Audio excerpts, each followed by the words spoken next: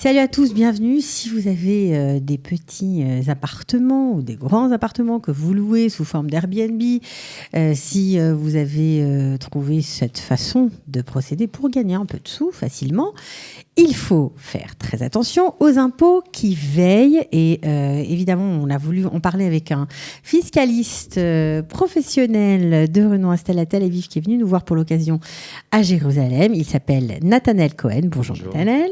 Comment ça va ? Ça va très bien, grâce à Dieu. Il faut parler bien près du micro, voilà. Alors, un petit business qui se développe, il faut bien le dire. En Israël, on voit de plus en plus de gens qui louent tout simplement leur appartement à des touristes, à des vacanciers, sous forme d'Airbnb, donc des locations de courte durée. Ça représente une partie énorme du marché, je crois. Oui, 40% de touristes ont dit qui passent par Airbnb. C'est énorme. Ouais, c'est énorme. Il y a même des agences de ça, d'ailleurs. Les agences qui s'occupent pour les propriétaires, pour 20-30%. Ok, alors ça c'est très bien, a priori, il n'y a pas de problème. Le problème, c'est est-ce que ces gens-là déclarent leurs revenus aux impôts et comment ils les déclarent ? Alors, ils commencent à être obligés de déclarer. Pendant des années, c'était un peu flou. C'était un peu flou. Donc on louait son appart comme ça, une semaine, 2 semaines par an, on ne le disait pas, hop, ça passait à l'as. Oui, c'est un phénomène, ces 3 dernières années peut-être Airbnb, 3-4 ans comme ça, c'est pas vraiment... Donc toujours dans les nouvelles modes, il y a un petit temps d'adaptation aux impôts avant de commencer à enquêter, avant de commencer à s'enrichir. Alors, est-ce que ce sont des revenus fonciers ? Est-ce que ce sont des revenus locatifs, des revenus commerciaux ? Non. Comment on doit déclarer ces revenus-là ? Alors, c'est exactement ça. C'est-à-dire que ces revenus, bien qu'ils proviennent de location aussi, c'est ça. Ce ne sont pas considérés comme des revenus fonciers aux yeux de la loi. C'est considéré comme tout commerce, toute activité commerciale, toute activité professionnelle. Alors, quand on loue un appartement à l'année, à une seule personne, longue durée. Est-ce que ça, c'est un revenu foncier ? Oui, et la raison... Non, ça, c'est des revenus fonciers. La raison pour laquelle c'est considéré comme des revenus fonciers, les impôts appellent ça Achnasa passivite, c'est-à-dire un revenu passif. D'accord. Un propriétaire qui loue son appartement longue durée, à part encaisser les 12 chèques et rédiger un petit contrat, des fois, à un seul locataire pendant des années, il ne fait rien. Il n'a pas d'activité. Un propriétaire qui loue à location saisonnière, lui, ça rentre, comme les Israéliens disent, selon les impôts dans le Achnasa iskit, c'est-à-dire c'est considéré, ça répond aux critères d'un commerce. Iskit, ça veut dire des revenus commerciaux. En Israël, il n'y a pas de différence entre professionnels et non professionnels. Revenus commerciaux, pour tout le monde. Et pourquoi ? Parce qu'ils optimisent, ils maximisent leurs revenus tout le temps. Ils ont besoin tout le temps de s'occuper de cet appartement. De publier l'annonce. Le roulement de locataire. Le roulement de locataire, c'est-à-dire c'est un ESSEC. Il y a du travail. C'est un business. Et d'ailleurs, même pour les revenus fonciers de longue durée, comme vous l'avez dit tout à l'heure, c'est jusqu'à 5 appartements ou 10 dans certains cas. Au-dessus de 10, c'est considéré comme un ESSEC. Donc les impôts, quand tu commences à faire un business, on t'impose. On t'impose et il faut bien déclarer ses revenus dans la bonne catégorie, c'est-à-dire quand on est propriétaire et on loue son appartement de façon saisonnière, comme un système Airbnb, on doit déclarer ses revenus de façon commerciale, c'est ça ? Oui, on doit monter une société ou un OSEC Mourché, c'est-à-dire une entreprise individuelle ou une SARL. Et on a imposé, comme tout le monde, 24% impôt société, 30% impôt dividende. C'est-à-dire c'est vraiment comme tout business qui veut être monté. Ça prête confusion, location, mais il faut vraiment enlever de la tête le mot location. Faire la différence. Bon, si jamais on se trompe entre les deux catégories, entre la catégorie de revenus fonciers et les commerciaux, si on se trompe, on déclare mal, on déclare des revenus fonciers, alors que ce n'est pas le cas. Il faut savoir aussi que les revenus fonciers, ils ont beaucoup d'avantages. Ils ont une souplesse d'imposition, c'est-à-dire on n'a pas besoin de monter une société, on déclare une fois par an et c'est tout. Une fois par an et on n'est pas imposé très haut. Donc, exactement comme vous me l'avez dit. En juin 2016, les impôts israéliens ont commencé à enquêter cette histoire d'Airbnb. Okay. Ils débarquaient chez des propriétaires en se faisant passer pour des locataires et au lieu de lui donner de l'argent, ils leur donnaient une convocation aux impôts. Donc, ils se faisaient passer carrément pour des faux clients. Ils se faisaient passer pour des faux clients, oui. En juin 2016, ça a commencé. Ils ont fait vraiment, comme on dit, une descente. C'est-à-dire, ils ont attrapé une quinzaine de propriétaires Airbnb qui n'ont pas déclaré.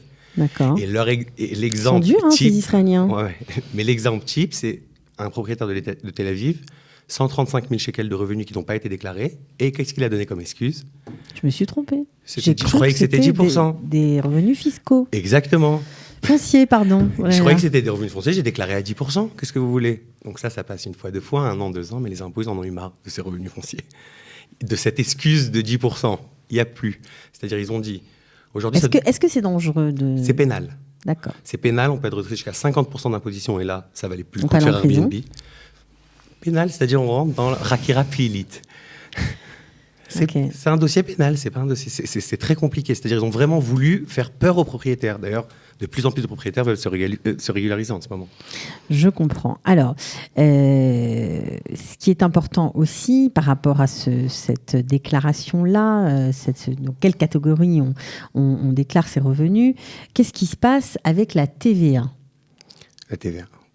La TVA, c'est la question de cette histoire. D'accord.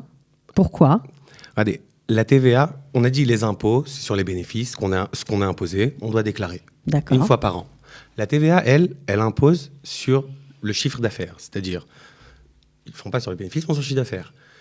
La TVA, elle ne considère pas ces Airbnb comme des hôtels. On aurait pu penser que ça ressemble à un hôtel, oui. Oui, ça ressemble à un hôtel. On donne des services hôteliers, voilà. Melonaout, on appelle ça en hébreu, et bénéficier des avantages en TVA qu'un hôtel a. C'est-à-dire, on peut récupérer de la TVA. OK. Et on peut récupérer de la TVA alors que le client à qui on a facturé, c'est par exemple un étranger. Qui lui n'est pas assujetti à la TVA. Donc c'est un gros avantage. Donc c'est un très gros avantage. Mais les impôts, la TVA a dit non, c'est pas un hôtel. Un hôtel, il faut avoir 5 couchages, il faut avoir vraiment des services hôtelier, c'est-à-dire dans ton... D'accord. Donc beaucoup d'ailleurs... Donc cette location saisonnière ne rentre pas dans cette catégorie. Saisonnière, même les tzimmer, comme vous connaissez, c'est la même chose. Donc il n'y a pas d'exonération de TVA, il faut la payer. Il faut la payer.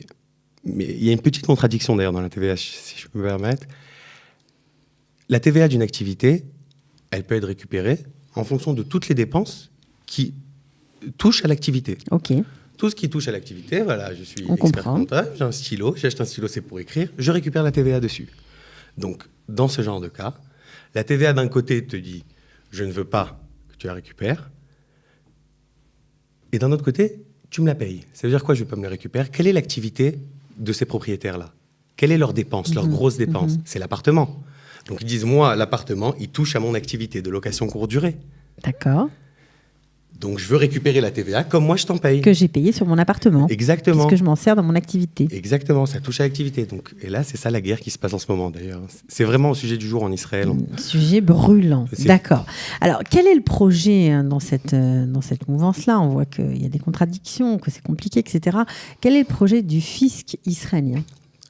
Récemment, d'ailleurs, le fisc israélien, par Moshe Asher, son directeur, a déclaré qu'il était en pourparlers, en négociation avec Airbnb, carrément, la boîte Airbnb, pour que Airbnb impose automatiquement les clients à la source. C'est-à-dire, au lieu de chercher qui ne m'a pas déclaré, Airbnb va déclarer tout seul, va t'imposer tout seul. C'est-à-dire, au lieu de te reverser toute la location. C'est-à-dire qu'en fait, Airbnb va te déclarer directement. Elle va t'imposer, c'est encore plus.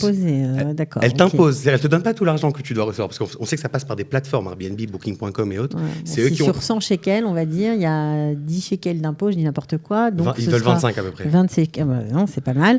25 shekels pour les impôts et ce sera pris à la source. Le propriétaire ne recevra que 85 shekels. Ouais, Airbnb prend un petit peu aussi pour sa com. C'est-à-dire que taxe d'Airbnb plus taxe d'impôt, au moins les impôts ne se casseront plus la tête. Ils sauront tout. Et ça va marcher ?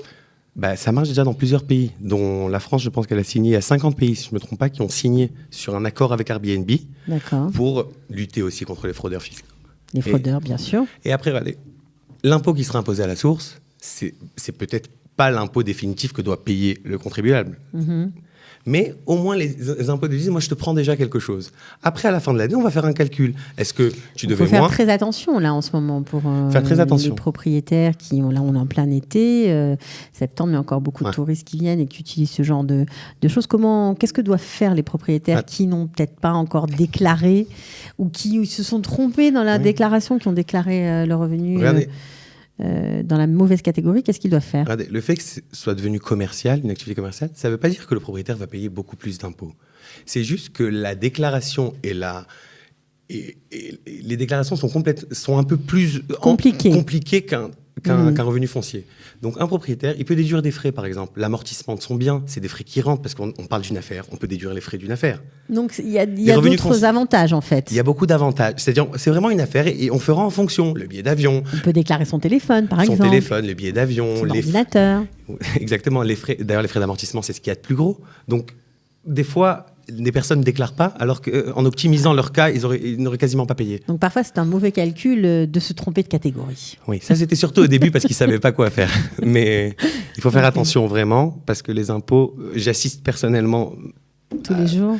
Tous les mois, à 2-3 contrôles, parce que je représente... 2-3 contrôles fiscaux de clients israéliens? Pas de clients, d'agences représentant des clients. Donc c'est encore plus, ils ont accès à tout. C'est-à-dire que si demain, on va demander à l'agence, tu me donnes le nom de tous les propriétaires maintenant qui travaillent chez toi, eux, ils vont directement à la source. Ils vont prendre les agents. Ils sont obligés de donner. Ils sont obligés de donner. Donc, et les impôts, vraiment, n'arrêtent pas. Ils sont spécialisés, ils sont devenus spécialisés dans Airbnb. Donc, ils ont fait un département carrément pour gérer ces problèmes-là. Airbnb-booking.com, les données ne s'effacent pas et c'est très facile de voir. Les appartements, ils sont publiés sur Airbnb, ils rentrent sur Airbnb et on va commencer à lister tous les appartements qui sont sur Airbnb.